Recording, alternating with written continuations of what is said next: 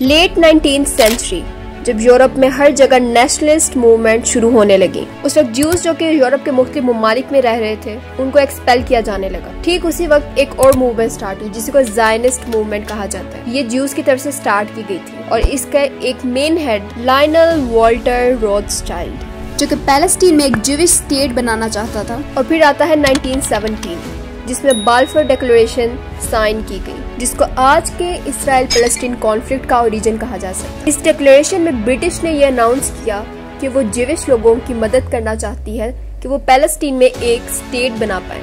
ये कहा जाए तो बिल्कुल गलत ही होगा कि पैलेस्टीन इशू कोई रिलीजन बेस्ड इशू नहीं है, but it's totally dependent on struggle over land. 1878 के ओटोमन रिकॉर्ड के मुताबिक पैलेस्टीन में 4 लाख से ज्यादा मुसलमान रहते थे, जबकि ज्यूज की आबादी सिर्फ और सिर्फ 15,000 थी। वर्ल्ड वॉर 1 के बाद जब सल्तनत उस्मानिया के टुकड़े कर दिए गए तो पैलेस्टीन ब्रिटिश के कंट्रोल में आ गया। 1920 से लेकर 1948 तक पैलेस्टीन ब्रिटिश के कंट्रोल में रहा, जिसे ब्रिटिश मैंडेट पैलेस्टीन कहा जाता था। इस दौरान बहुत ज्यादा ज्यूज की इमिग्रेशन देखी गई पैलेस्टीन में, और यहाँ तक कि पैलेस्टीन में ज्यूज की आबादी 37% तक पहुँच गई। अब क्योंकि दोनों पार्टीज वहाँ पे अरब भी हैं, ज्यूज भी जा रहे हैं, दोनों के दरमियान पार्टीज में कॉन्फ्लिक्ट बढ़ने लगे और काफी झड़पें होने लगी। आखिरकार ज्यूज की इंसर्जेंसी से तंग आकर ब्रिटेन इस मामले को यूनाइटेड नेशन में ले गया। यूनाइटेड नेशन ने एक पार्टीशन प्लान सजेस्ट किया, जिसके मुताबिक इस लैंड को, पैलेस्टीन को 3 हिस्सों में डिवाइड किया जाए। एक वो लैंड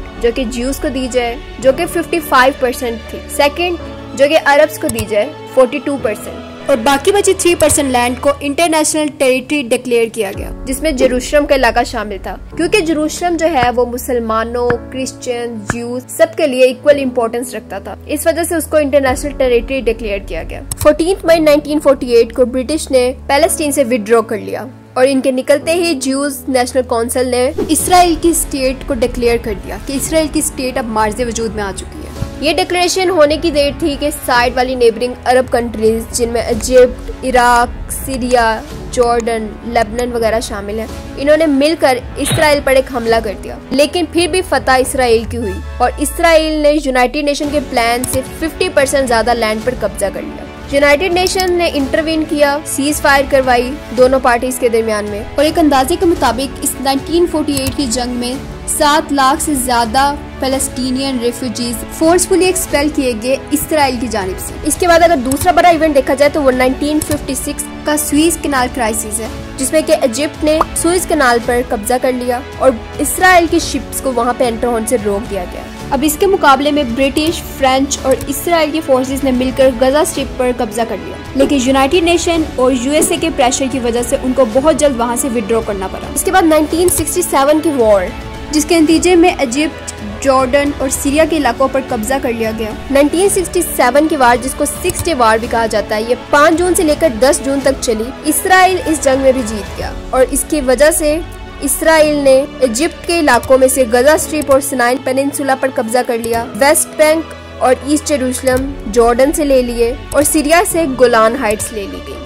1967 की वॉर के बाद ये कहा जा सकता है कि इसराइल ने पार्टीशन प्लान के मुकाबले में 200% लैंड पर कब्जा कर लिया था। इस जंग के बाद 22 नवंबर 1967 को यूनाइटेड नेशन ने एक रेजोल्यूशन 242 पास की, जिसका टाइटल था लैंड फॉर पीस। इसमें यह कहा गया कि मिडल ईस्ट में पीस के साथ रहा जाए, इसराइल अपने ट्रूप्स को वापस बुला ले, सॉवरेनिटी की रिस्पेक्ट की जाए, बाउंड्रीज को रिकॉग्नाइज किया जाए। तीसरी जंग 6 अक्टूबर 1973 को छिड़ी, जिसे योम किपुर वार भी कहा जाता है। योम किपुर असल में एक ज्यूइश होली डे है। इजिप्ट और सीरिया ने मिलकर इसराइल पर हमला किया। बदले में यूनाइटेड नेशन सिक्योरिटी काउंसिल ने रेजोल्यूशन नंबर 338 पास की, की वजह से फौरन सीज फायर करवाया गया और रेजोल्यूशन नंबर 242 को इम्प्लीमेंट करने का कहा गया। 1987 को इंतिफादा छिड़ गया, फर्स्ट इंतिफादा, जब पैलेस्टीनियन लोगों ने आर्म्ड रिबेलियन स्टार्ट कर दिया ज्यूज के खिलाफ। इसके बाद बहुत ज्यादा पीस इनिशिएटिव लिए गए।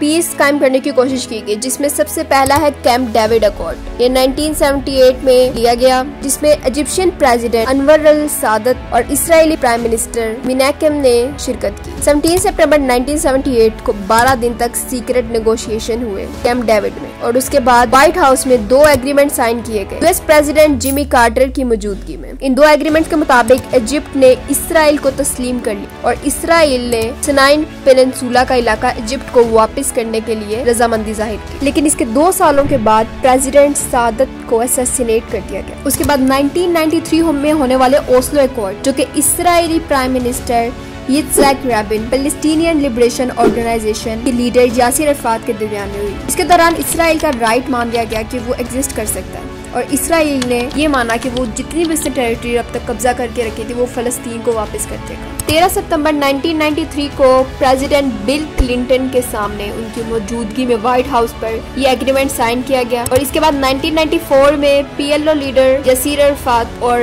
इस्राएली प्राइम मिनिस्टर यित्ज़हाक राबिन को नोबेल पीस प्राइज से नवाजा गया। लेकिन अफसोस कि 1995 में इस्राएली प्राइम मिनिस्टर यित्ज़हाक राबिन को भी असैसिनेट कर दिया गया। इन वाक़यात से साबित होता है कि किस तरह से 11th आवर पर जो भी पीस प्रोसेस की कोशिश करता था उसको असैसिनेट कर दिया जाता था। 2000 में कैंप डेविड अकॉर्ड राउंड 2 भी हुआ, जिसमें इसराइल के प्राइम मिनिस्टर एहद बाराक और पैलेस्टीनियन लिबरेशन ऑर्गेनाइजेशन के लीडर यासिर अराफात ने शिरकत की, लेकिन ये मुआहदा बहुत बुरी तरह से फेल हो गया। तो यूएस प्रेसिडेंट बिल क्लिंटन वो प्रिजाइड कर रहे थे। 2006 में फतह और हमास पार्टी के दरमियान में कॉन्फ्लिक्ट छिड़ गया। एक इलेक्शन हुए थे 2006 में, जिसमें हमास पार्टी जीती थी इलेक्शंस को, लेकिन उसको फिर भी ऑफिशियल नेगोशिएशन में पार्टिसिपेट करने की इजाजत नहीं दी गई, जिसकी वजह से हमास पार्टी ने गजा स्ट्रिप पर कब्जा कर लिया और फतह पार्टी जो है वो वेस्ट बैंक में रहने लगी। फतह पार्टी के लीडर थे महमूद अब्बास। हमास को एक टेररिस्ट ऑर्गेनाइजेशन समझा जाता है इसराइल और यूएसए की तरफ से। 2003 में अरब पीस इनिशिएटिव लिया गया सऊदी अरब के प्रिंस अब्दुल्ला की तरफ से।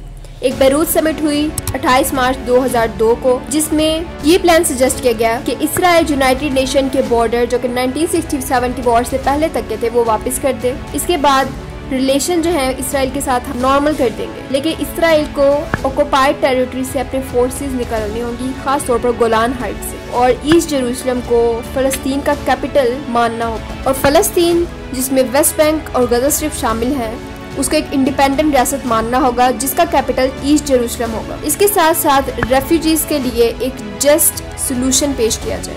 अरब पीस इनिशिएटिव को मॉडरेट्स ने बहुत ज्यादा सपोर्ट किया था, लेकिन जो हार्डलाइनर पॉलिटिशियंस थे उन्होंने इसको अपोज किया, रिजेक्ट किया। इसके बाद 2008 में इसराइल ने हमास पर यानी कि गजा स्ट्रिप पर अटैक किया। 2020 में इसराइल और वेस्ट बैंक के दरमियान में बहुत ज़्यादा टेंशन्स रही, क्योंकि इसराइल के कोर्ट ने एक जजमेंट पास किया था जिसके मुताबिक शेख जारा जो कि ईस्ट जेरूसलम का इलाका है उसमें से फलस्तीनियों को इवैक्यूएट कराया जाए, निकाल दिया जाए मई 2021 तक। 2022 को deadliest year in the Israel Palestinian conflict clear किया गया, क्योंकि इसके दौरान बहुत ज्यादा फलस्तीनियों को कत्ल किया गया। 7 अक्टूबर 2023 को हमास ने इसराइल पर अटैक किया और 1100 से ज्यादा लोगों को मार दिया। बदले में इसराइल अब तक बर्बरियत जाहिर कर रहा है, 35,000 से ज्यादा लोगों को मार चुका है और 75,000 से ज्यादा इंजर्ड हो चुके हैं। अब अगर एक नजर कॉन्फ्लिक्ट पर डाली जाए कि आखिर क्या बोन ऑफ कंटेंशन है, क्या चीज है जो कि इसराइल और फलस्तीन के मसले को हल नहीं होने दे रही है, तो उसमें पहली चीज है 2 स्टेट सोल्यूशन, जिसके मुताबिक इसराइल और फलस्तीन 2 अलग अलग इंडिपेंडेंट रियासतों की सूरत में उस इलाके में उभरे। लेकिन इसराइल इसको बार बार डिनाई कर रहा है और इसराइल 1 स्टेट सोल्यूशन पर बिलीव करता है, ह्यूमन राइट्स वायोलेट कर रहा है। दूसरी चीज है ऑक्युपाइड टेरिटरीज। इसराइल ने 1967 में जितनी भी टेरिटरीज ऑक्युपाई की थी यूनाइटेड नेशन की रेजोल्यूशन 242 के मुताबिक वो सारी वापस की जाए। अरब कंट्रीज का भी यही कहना है कि वो टेरिटरीज मतलब कि 1967 से पहले वाले इलाके उनको वापस कर दिया जाए, लेकिन इसराइल बज़िद है। तीसरी चीज़ है फिशिंग राइट्स।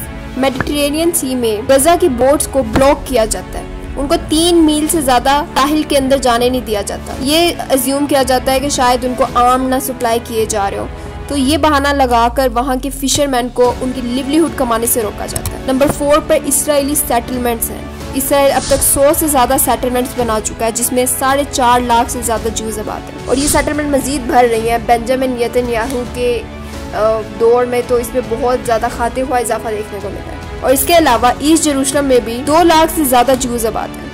पांचवा इशू अगर देखा जाए तो वो वाटर इशू है। 1967 के वॉर के बाद इसराइल ने सारे पानी के रिसोर्सेज पर कब्जा कर लिया, जिसमें अंडरग्राउंड, माउंटेन एक्वीफर और जॉर्डन रिवर शामिल थे। और ये कहा गया कि पैलेस्टीनियंस अगर वाटर का कोई इंफ्रास्ट्रक्चर भी डेवलप करना चाहते हैं तो उससे पहले उनको मिलिट्री से एक परमिट इशू करवाना पड़ेगा। फ्रेश वाटर के सारे रिसोर्सेज इसराइल ने अपने कब्जे में ले लिए, जो कि इंटरनेशनल वाटर लॉ के भी खिलाफ है। 1967 से पहले Palestinians 30 million cubic metre water per year use करते थे जॉर्डन रिवर से एग्रीकल्चर और इरिगेशन के लिए, लेकिन अब इसराइल जो है वो सालाना 650 million cubic metre water use कर रहा है, लेकिन फलस्तीनियों को पानी की एक बूंद भी यूज नहीं करने दे रहा।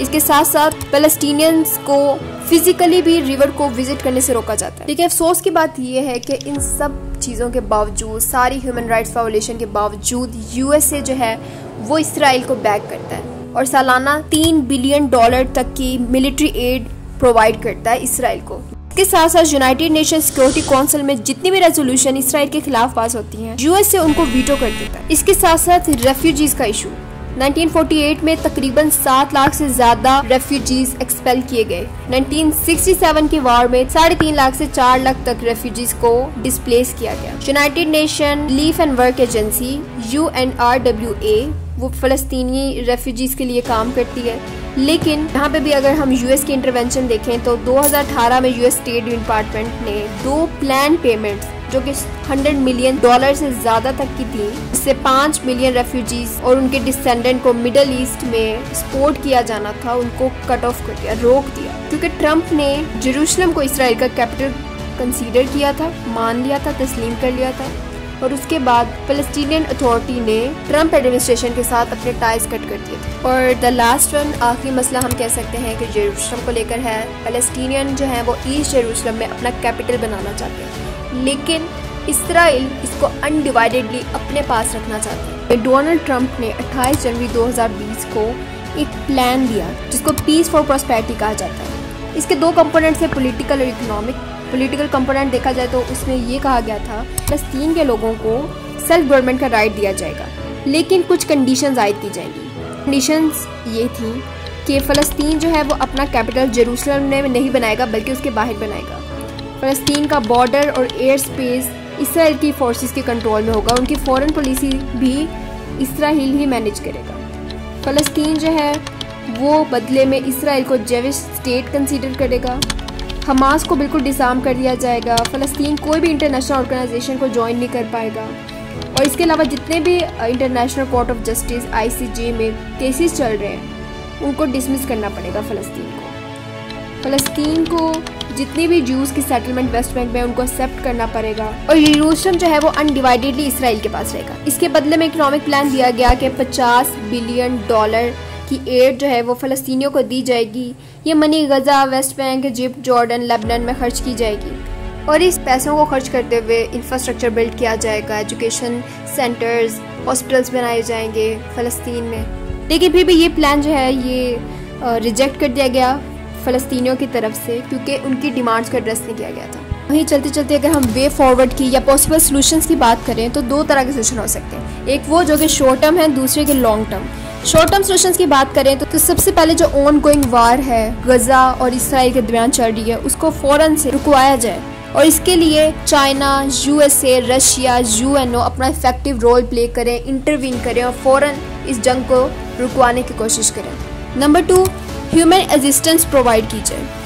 गजा में जो हालात चल रहे हैं उनको देखते हुए वहाँ पर इतनी भी उनकी सफरिंग्स को कम किया जा सकता है, कोशिशें की जाएं। UNRWA ऑर्गेनाइजेशन जो है वो अपना रोल प्ले करे। नंबर 3, पीस फोर्सेस को डिप्लॉय किया जाए। यूनाइटेड नेशन अपनी पीस फोर्सेस को बॉर्डर सिक्योरिटी के लिए डिप्लॉय करे और जो लोग भी ह्यूमन राइट वायोलेशंस कर रहे हैं वहाँ पर उनको इंटरनेशनल लॉ के मुताबिक पनिश किया जाए। इंटरनेशनल कोर्ट ऑफ जस्टिस में एक स्ट्रॉन्ग केस बनाकर पेश किया जाए। मीडिया को चाहिए कि वो अपना रोल प्ले करे, फ़लस्तीनियों की प्लाइट, उनकी जो हालत है वहाँ पे उसको हाईलाइट करे। जो भी क्राइम्स वहाँ पे चल रहे हैं, इसराइली फोर्सेस वहाँ पे जो भी क्राइम कमिट कर रही है उनको पूरी दुनिया तक पहुँचाए। OIC और अरब लीग अपने डिफरेंसेस को साइड पे रखें और इसराइल को मिलकर प्रेशराइज करें। इसके साथ साथ इसराइल की प्रोडक्ट्स को तमाम मुसलमान ममालिक में बैन कर दिया जाए। हमास और फतह आपस के जो रिलेशन है वो ठीक करने की कोशिश करें और मिलके इस मसले का हल निकालने की कोशिश करें। लॉन्ग टर्म सोल्यूशन की जहाँ तक हम बात करें तो उसके लिए 2 स्टेट सोल्यूशन ही मीनिंगफुल है, और यूनाइटेड नेशन रेजोल्यूशन जितनी भी अब तक पास हो चुकी हैं वो भी इसी को सपोर्ट करती हैं, और यही एक पीसफुल तरीका है जिससे पैलेस्टीनियंस और इसराइलीज अमन के साथ रह पाएंगे। इसके अलावा नंबर 2 पर रेफ्यूजीज की रिसेटलमेंट करवाई जाए। रेफ्यूजीज जितने भी डिस्प्लेस हुए हैं 1948 की जंग हो या 67 की या फिर 2020 की, तो जितने भी रेफ्यूजीज अब तक डिस्प्लेस हुए हैं मिलियंस में, उनको वापस लेके जाया जाए, उनके होमलैंड में उनको दोबारा से आबाद किया जाए। इसराइल को इंटरनेशनल कोर्ट ऑफ जस्टिस और इंटरनेशनल क्रिमिनल कोर्ट में अकाउंटेबल ठहराया जाए। जितनी भी ह्यूमन राइट वायोलेशन उसने की है, जीनोसाइड फैलाया है, उसके लिए उसको अकाउंटेबल ठहराया जाए पूरी दुनिया के सामने। इसराइल और फ़लस्तीन के दरमियान में एक अंडरस्टैंडिंग पैदा की जाए। ग्रास रूट लेवल पर डायलॉग की ज़रूरत है, रिकन्साइलेशन की, निगोशिएशंस की ज़रूरत है। ख़ास तौर पर एक्सट्रीमिज़म को कम करने की कोशिश की जाए, क्योंकि ज्यूज़ हैं, इसराइलीज़ हैं, एक्सट्रीमिस्ट हैं, वो वायलेंस फैला रहे हैं, ह्यूमन राइट वायोलेशंस कर रहे हैं, तो उस एक्सट्रीमिज़म को कंट्रोल करने की कोशिश की जाए। अगर इंटरनेशनल कम्युनिटी विलिंगनेस शो करती है तो इस मसले को हल किया जा सकता है। Hopefully this video remain helpful for your understanding. See you in the next video.